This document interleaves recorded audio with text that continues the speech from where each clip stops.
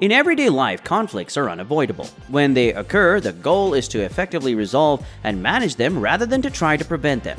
When people use appropriate conflict resolution tools to address issues, minor disagreements can be avoided from escalating into major issues. That way, establishing conflict management processes is critical because it helps in resolving conflict between people. Conflict resolution is also important in business because it distinguishes between good and bad businesses. So, as an individual, what steps should you take to resolve a conflict? So, let's take a quick look at some ways to manage and resolve conflict like a boss. Number 1. Clarify what is the source of conflict. Clarifying the source of conflict is the first step in resolving it. Defining the source of the conflict will help you understand how the problem arose in the first place. You will also be able to persuade both parties to agree on the nature of the disagreement. And in order to do so, you must first discuss the needs that are not being met on both sides of the issue. You must also guarantee mutual understanding. Obtain as much information as possible about each side's outlook. Continue to ask questions until you're confident that all parties involved understand the issue. Number 2. Find a safe and private place to talk. Many people wonder and ask, what is a peaceful approach to problem solving? Well, to have a productive conversation, you must first find a safe environment to talk. In such a setting, you can also take the necessary risks for open and honest communication about the issues at hand. Find a safe and private place to talk before attempting to resolve any issue. Choose neither party's office nor a location near them. And while you're there, make sure that each party has enough time to express their thoughts on the subject. Number 3. Listen actively and let everyone have their say. Allow each party the opportunity to air their views and perceptions about the issue at hand after gathering both parties in a secure private location. Allow each party equal time to express their ideas and concerns without favoring one over the other. While in the meeting, adopt a positive and assertive attitude. Set ground rules if necessary.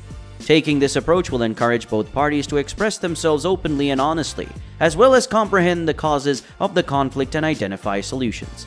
Number 4. Investigate the situation. Now, you need to take time to investigate the case after listening to both parties' concerns. Do not pass judgment or make a final decision based on what you have. Investigate further to learn more about the events, parties involved, issues, and how people are feeling. Have an individual and confident conversation with those involved, and listen carefully to ensure you understand their points of view. You can do so by summarizing and repeating their statements back to them. Also, look for any underlying conflict sources that may not be obvious or noticeable at first. Number 5. Determine ways to meet the common goal. When managing conflict processes, you must have a common goal, which is to resolve the issue and prevent it from resurfacing. And in order to solve any problem, you must be aware of the various stages of conflict. This will allow you to look for the best ways to achieve the common goal. After determining the source of the conflict, speaking with both parties, and investigating the situation, you should sit down with both parties and discuss the common strategies you can use to achieve the common goal of managing and resolving the issue at hand. Listen, communicate, and brainstorm together until all options have been exhausted.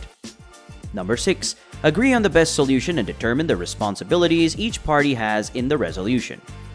Once the communication model for managing and resolving conflict leaps, people will find it easier to interact with one another once they realize they all have the same goal in mind.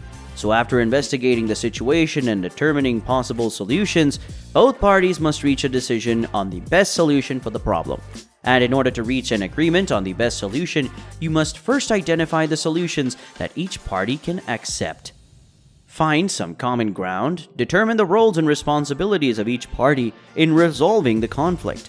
It is also critical to take advantage of this opportunity to identify the root cause and ensure that this problem does not reoccur. Number 7. Evaluate how things are going and decide on preventative strategies for the future.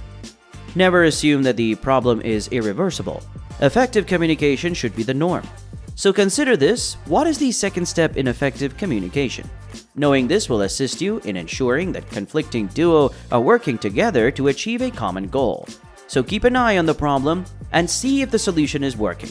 If the problem resurfaces, take the necessary steps. Determine future prevention strategies as well. So look for lessons from the conflict and how you handled it. This will help you know what to do if the issue arises again. In addition, it allows you to develop and nurture your conflict resolution skills through training. Finally, Conflict is a part of our daily lives. You have the right to disagree with your family, friends, or coworkers. However, there are several conflict resolution steps you can take to ensure that this issue is not unmanageable. Managing and resolving conflict at work is critical to achieving collective goals. So if you have any issues or disagreements with your friends, employers, or even family, look for the best ways to handle the situation. The tips and techniques listed in this video can help you learn how to resolve a wide range of conflicts. Thank you for sticking with me all the way till the end, and if you found this video useful, please give it a thumbs up and don't forget to subscribe. For the time being, goodbye.